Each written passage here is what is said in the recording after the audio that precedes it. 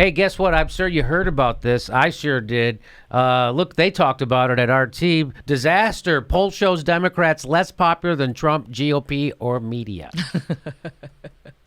Hey, I wonder how's that neoliberalism working for you? Hey, how's that calling everybody who wants to get rid of the corporate influence in our party? How's calling them purists? How's that working out for you? How's that working out for you? Oh, you guys are purists, huh? People say that. You know, the only people... So my purity test is getting rid of corruption. And the only people who are upset and don't like my purity test are the people who can't pass it. Yeah. Now, I'm not the first one to say that. I saw someone say that on Twitter. I can't remember who. But that's a great saying. My favorite was when I was talking about the whole DNC thing with Perez, and people were like, "You're being too much of an idealist." It's like, no, I wanted Keith Ellison. He wasn't even my favorite politically of the group, but I still wanted him to win because he was the most pragmatic choice. Yeah, no, Keith Ellison was actually more pragmatic choice than Tom Perez. By and far. Why? And why was that, Ron? Because he had support from both sides of the aisle, and he understood the concept of compromise. Even when some of the compromises he was making, I didn't agree with. When he came down on Bernie, folks, I didn't agree with that, but I saw what he was trying to do with it. So I was like, yeah, for this particular job, he's the right choice. So I wanted the most pragmatic person, and even that was too ideal. Like, are you kidding? I know. So they went, Ron, what they went was with the compromise candidate. Instead of going with Keith Ellison, who supported Bernie and then supported Hillary, they went with Tom Perez because he compromised. He went with Hillary, and then he went with Hillary. Mm-hmm. And the only guy on that stage that has already managed to piss off progressives. So there you go. That's how this is working out for you. Hey, how's it working out for you? Nominating Hillary Clinton. Oh, you guys are wiped out at every level of government. Hey, how's it working out? You screwed over the progressives again in the DNC rate. Oh, how's it working out for you? Well, we're going to find out. A USA Today Suffolk University poll conducted in the first week of March shows Trump's approval rating at 47% and his personal favorability at 45%. While USA Today called Trump's approval a poor rating by historic standards, the numbers look even worse for his opponent in the November 26 presidential election and the opposition Democratic Party. So well, let's watch. Hillary Clinton recorded only a 35% approval rating, and the Democrats are at 36. Let me remind you, Trump is at 47 and 45. Hillary and the Democrats are at 35 and 36. How's your resistance going? How's all your negative ads going? How's all your let's oppose Trump and replace him with nothing going? How's that going? That replaced Trump with nothing. How about have no plans for the American people except we're not Trump? How's that going? It's not going, is it? Maybe I should shut up now and start yelling about Trump so your fucking poll numbers could go even lower than Trump's? How's that working out for you? Yeah, we're going to double down on our stupid strategy that's gotten us wiped out. How's that working out? We're doing even worse than we were during the election. But you know who's stupid? You, Bernie bros, progressives, purists. They say purity test. You get to choose who you want. You guys are fucking wiped out, you corporatist pigs. You're wiped out. Purity tests. You know what a purity test is? That's from someone who doesn't have the integrity to do a self-analysis after they get wiped out by Donald Trump. That's who says purity tests. Someone who lacks integrity. Someone who lacks the ability for self-reflection, which is what you need to grow, which is why the Democrats are growing the wrong way. They're getting less popular. I bet that's Susan Sarandon's fault, though. Is it? Maybe it's an environmentalist's fault or an activist's, probably a fracking activist's fault. Maybe it's a YouTube jagoff's fault or maybe a nightclub comedian's fault. I don't know. I bet it's somebody else's fault except people in power. Jimmy, I think you're way off base here. We all know it's Russia's fault. Oh, Dore. Come on, man. It's Russia or James Comey, I think, or probably Edward Snowden. Or look at this. Pence 47-35, Trump 45-47. Look at the Democratic Party. The media and the Democratic Party doing worse than Trump.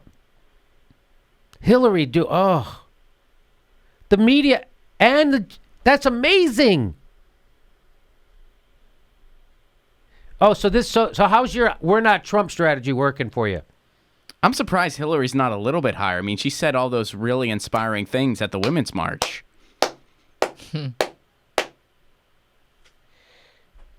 So this is Sean King from the Daily News says the Democratic Party seems to have no earthly idea why it's so damn unpopular. They know, but they're paid to not know.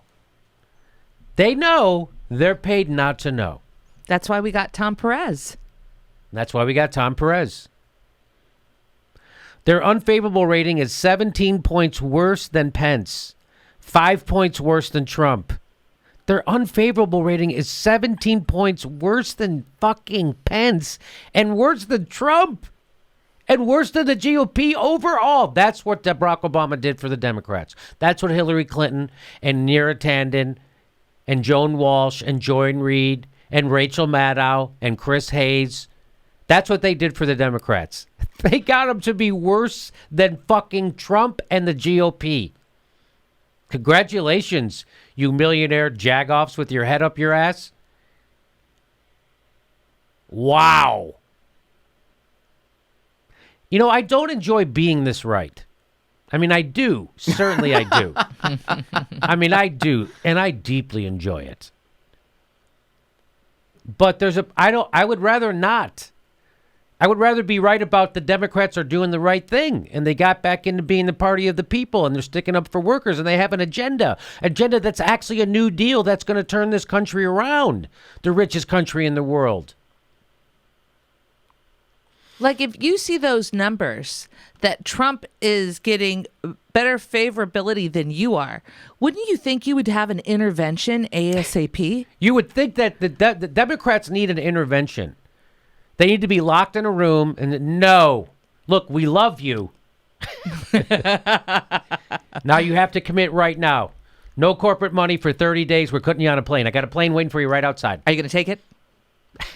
That would be a good sketch. We should do that sketch. See, as far as I'm concerned, the Democrats had their intervention, and it was Bernie Sanders. It was. And I don't know what the next step is. Well, you know, from maybe intervention, but they had that. They had their call to God. Maybe Bernie Sanders people shouldn't have been throwing chairs. Yeah. So in other words, the Democratic Party has a favorability rating 11 points lower than Pence. Their favorability is lower than Trump. And even 1 point lower than the GOP. Hey, congratulations, Chuck Schumer, Nancy Pelosi. Congratulations, everybody at The Nation. Congratulations, everybody at Mother Jones. Congratulations, MSNBC. Everybody over at Vox. Congratulations. This is what your right-wing fucking version of a left-wing party leads to. A wipeout. You know, there's no point. Hey, if we had three parties and the Democrats wanted to be the center party, that would make sense. There's not. It's a two-party system. This is a disaster at a time when Donald Trump is the least liked president ever. Measured at this point in his first term, the Democratic Party has found a way to be even less liked than Donald Trump. Les Moonves said it was good for business. Les Moonves, touted how great it was to have Donald Trump and that it just helped them so much, make so much gobs of money.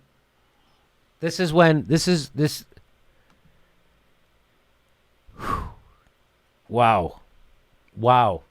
Well, and this goes into a lot of the things we talk about because, one of the things we brought up on this show that I believe is 110% true, Donald Trump is an amazing recruitment tool for the left. I think that's true. So you know what that tells you about the Democrats? They're not the left. At least the ones in power. They're not the left right They're now. not. And people don't trust the Democrat. Why would they?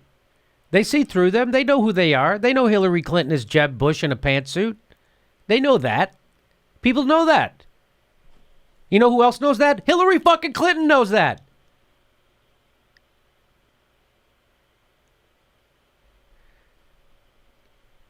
This is what having no plan and no vision for the future does for you.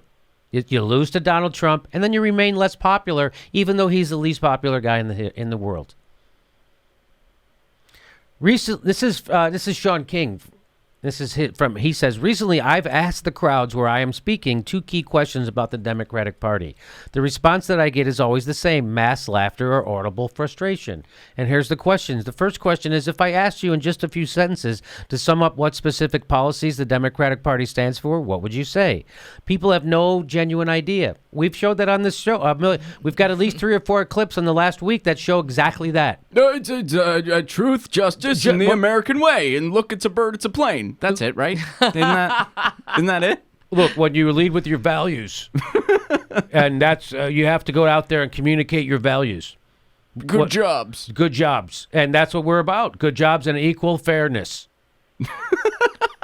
That's all they say. They know some things the party stands against, but it's genuinely hard to be sure of what they stand for, which is what I've been saying since before the frickin' DNC convention. What are they for? You got to be for something. That one always gets the most laughs. Nobody has any idea what the Democrats are for. No, not once has somebody stood up and said, hey, I know the strategy. Hell, I don't know it. I don't think one exists. Whatever the strategy was this past election, it didn't work either. And again, I don't just mean in the presidential election. Democrats lost all over the place in national, state, and local elections. This is Sean King. He's right. I've been saying the same goddamn thing on this show. And this goes back to the RT article. It says the party's poor showing in the Suffolk poll is even more significant when considering that the sample of 1,000 registered voters included 352 Democrats, 330 Republicans, and 318 independents. So actually more Democrats in the poll than Republicans, and Democrats still did horribly. Wow.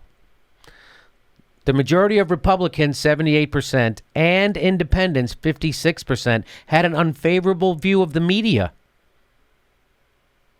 along with 19% of the Democrats. Isn't it weird? Only 19% of the Democrats have an unfavorable view of the media, whereas 56% of independents do?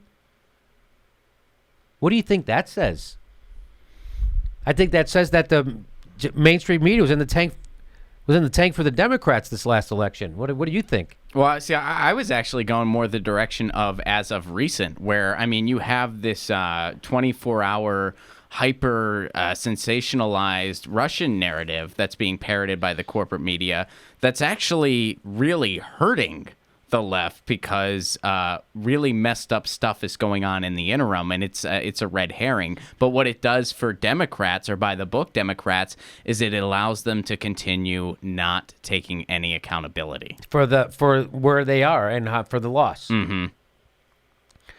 Why do you think Democrats have such a positive view of the media? If only 19% view the media unfavorably, as opposed to 56% of independents and 78% of Republicans, I think it's because they were in the tank so hard for Hillary, and it was so obvious. And they were, right?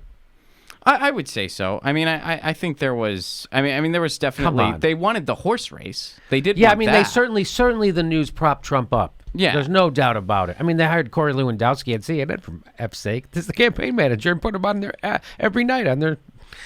So.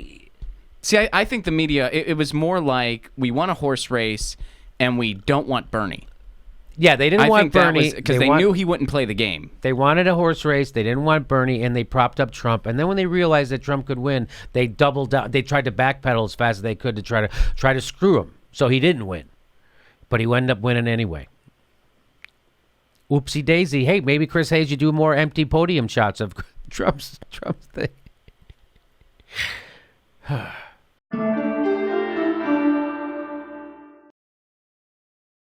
Hey, our next show is March 20th in Burbank. It's almost sold out. Our next show after that is April 3rd in Hollywood at the Improv. Links for tickets right below.